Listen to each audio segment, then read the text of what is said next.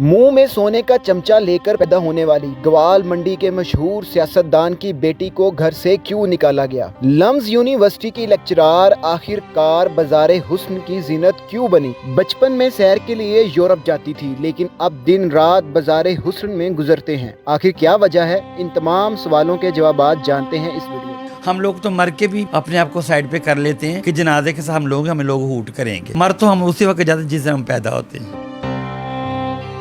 मैं ईदी तो नहीं बन सकती, लेकिन मेरी कोशिश है कि मैं इतना काम कर जाऊं कि लोग मुझे याद रखें।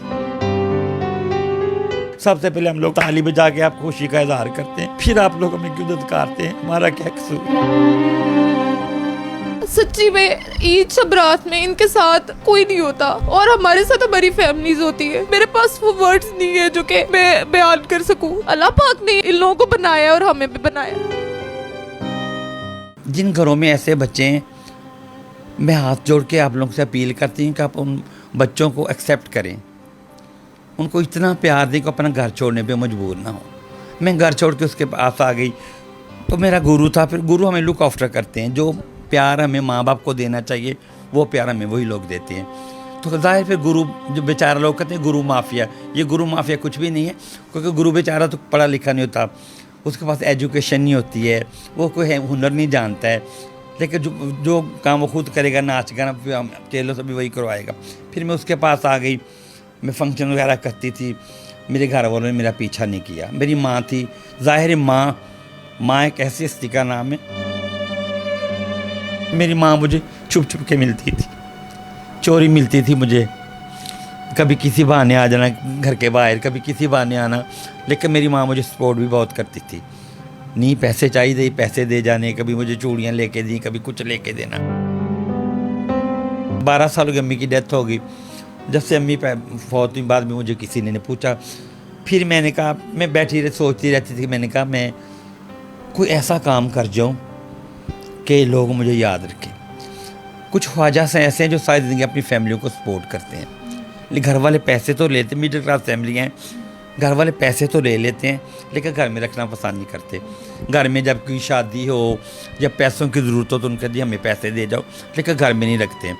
मेरा कैसे ख्वाजा सना था, उसने जो कमाना घर ले जाना बड़ा खूबसूरत था।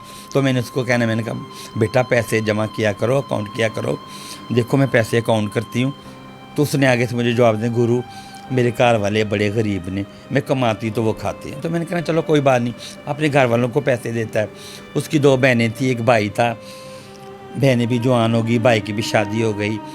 तो उस बेचारे को मोरे का कैंसर हो गया। मैंने कुछ दिन उसका इंतज़ार किया तो वो ना आया। मैं उसके घर उसकी खबर लेने चली गई तो वही घर वाले जिनको उसने सारी ज़िंदगी खिलाया, उसको बाहर बरामदे में लिटाया हुआ था। उसके मुँह पर मक्खियाँ भी निकल रही थी।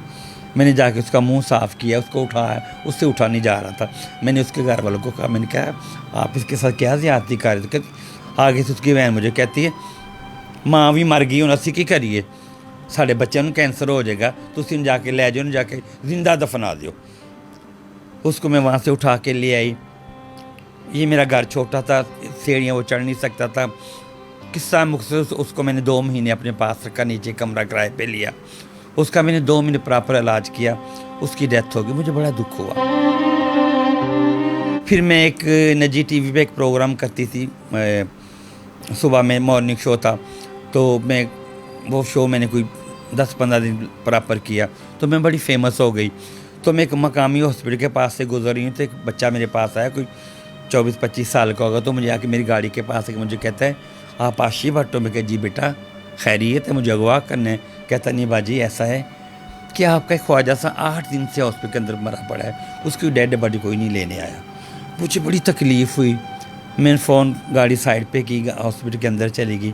मैंने जाके अमले से बात किया, मैंने कहा ऐसा है कि एक ख्वाजा सा यहाँ पे मरा पड़ा है। जी जी जी। तो मैं कहा उसकी डेड बॉडी मुझे दे दी। वो सामने चौकी, उनसे जाके बात करें। मैं उनके पास गई हूँ तो कहते जी हमें कुछ पैसे दो। मैंने पुलिस वालों को कुछ पैसे दिए। मैं दोबारा अमले के पास आई हूँ। अमला कहता हमें भी कुछ पैसे दो। मैंने कहा मेरे पास इतने पैसे नहीं, मैं तो घर से ऐसे निकली थी, तो आप प्लीज़ इसकी डेड बॉडी मुझे दे दे। कहते जी फिर जाके अंदर कोई वारस लेके आ, हम इसकी डेड बॉडी। मैंने वहाँ पे बैठे, मैं ज़िंदगी में बड़ी स्ट्रॉन्ग हूँ। मैं ज़िंदगी में वहाँ पे बैठ के इतना रोई, मैंने कहा अगर इसका कोई वारस होता तो ये लवारसों की तरह पड़ा होता। बड़ी मुश्किल से फिर मेरे भी कुछ तलकात थे, मैंने लोगों को फ़ोन चुन करके उसकी मैंने डेड बॉडी उठाई, मैंने उसकी तदफीन की। उसके बाद मैं घर आके लेट गई। मैंने कहा मेरे पास पैसे हैं, मैंने कौन सा कोई बेटी या बेटा बयान है, तो मैं क्यों ना इनके लिए कोई घर बना दूँ।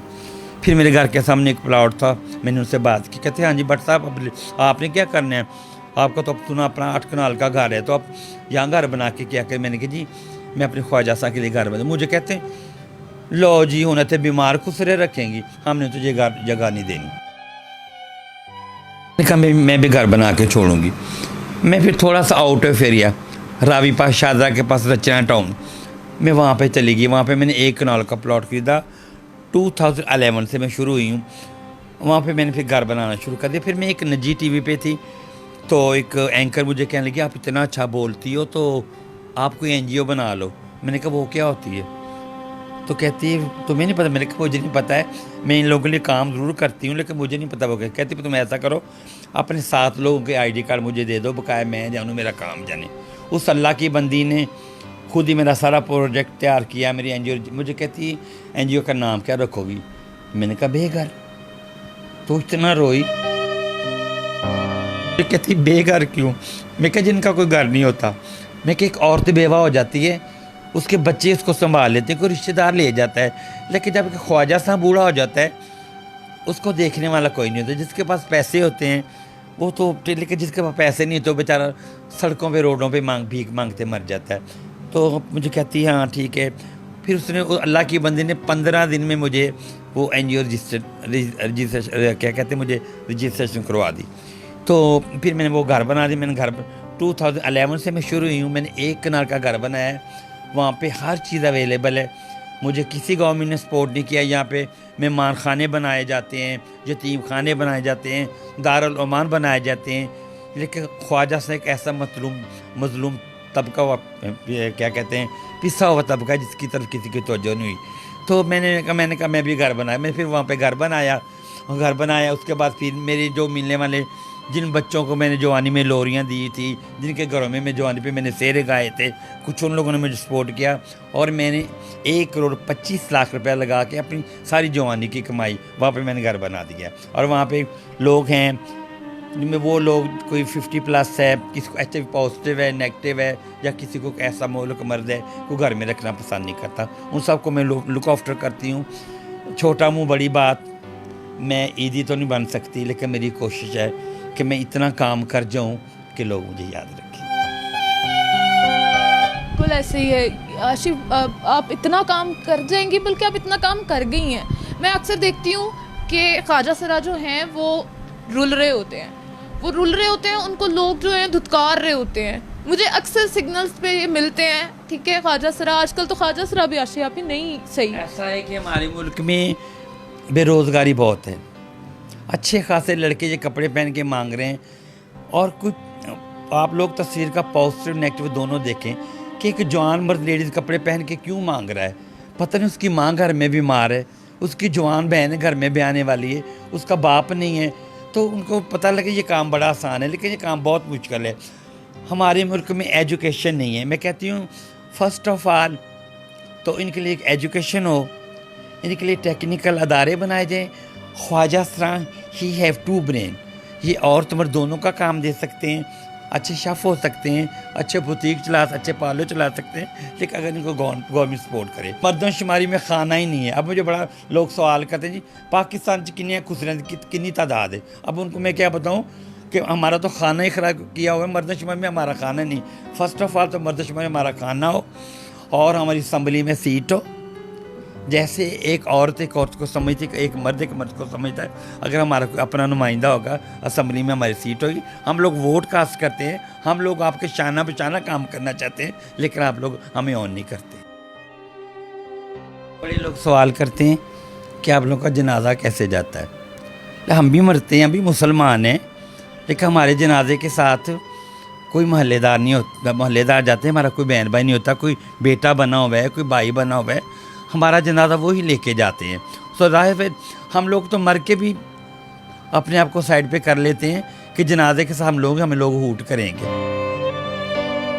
और जब जनाजा लेके किसी को क्या पता कि किसका जनाजा जा रहा है, जनाजे पे ये तो नहीं लिखा होगा कि ये ख्वाजा साहब का जनाजा है। मर तो हम उसी वक्त जाते जिस दिन हम पैदा होते हैं। ईद होती है, शब रात होती है, सर पे कोई हाथ रखने वाला नहीं होता है। ये मेरा घर, ये मेरे लिए जिंदा कब्र है। रात को मैं लाइट ऑफ करती हूँ, मैं जिंदा कब्र में दफन हूँ। हम लोगों को खुशियाँ देते हैं। आपके घर में कोई खुशी होती है, आपके रिश्तेदारों से जाने से पहले सबसे पहले हम लोग ताली बजा के आप खुशी का इजहार करते हैं, फिर आप लोग हमें क्यों धत्कारते हैं? हमारा क्या कसूर है? आशिया पे सच्ची मैं शर्मिंदा हूँ अपने माशरे की तरफ से। मैं माफ़ी मांगती हूँ आपसे, मैं शर्मिंदा हूँ। और सच्ची में ईद शब रात में इनके साथ कोई नहीं होता और हमारे साथ हमारी फैमिलीज होती है। मेरे पास वो वर्ड्स नहीं है जो कि मैं बयान कर सकूं, लेकिन ये भी हमारी तरह के इंसान है। ये लोग भी तकलीफ़ को बर्दाश्त करते हैं वाकई में, कि जब ये लोग तकलीफ़ इतनी बर्दाश्त करके सारी ज़िंदगी जी सकते हैं और अल्लाह पाक इनको बख्श सकते हैं, तो फिर हम लोग कौन है? अल्लाह पाक ने हम लोगों को जो है इन लोगों को बनाया और हमें भी बनाया। मेरी ये रिक्वेस्ट है आप सबसे कि खुदा इन लोगों को एक्सेप्ट करे और इन लोगों को इस तरह अकेला ना छोड़े। मैं आपसे यहाँ पे इजाज़त लेना चाहूँगी क्योंकि मेरे में बिल्कुल भी अब हिम्मत नहीं है कि मैं और ज़्यादा इनसे सुन सकूँ, क्योंकि जितना ये सुनाते जाएंगे उतनी गहरी बातें होती जाएंगी और उतनी तकलीफ़ बढ़ती रहेगी इनकी भी और मेरी भी। इसी प्रोग्राम के साथ मुझे दीजिए इजाज़त। हमारे चैनल को सब्सक्राइब करना, लाइक करना, शेयर करना मत भूलिएगा और बेल आइकन को ज़रूर प्रेस कर दीजिएगा ताकि हमारी नई से नई वीडियोज़ आप तक पहुँच सकें। मुझे दीजिए इजाज़त। अल्लाह हाफ़िज़।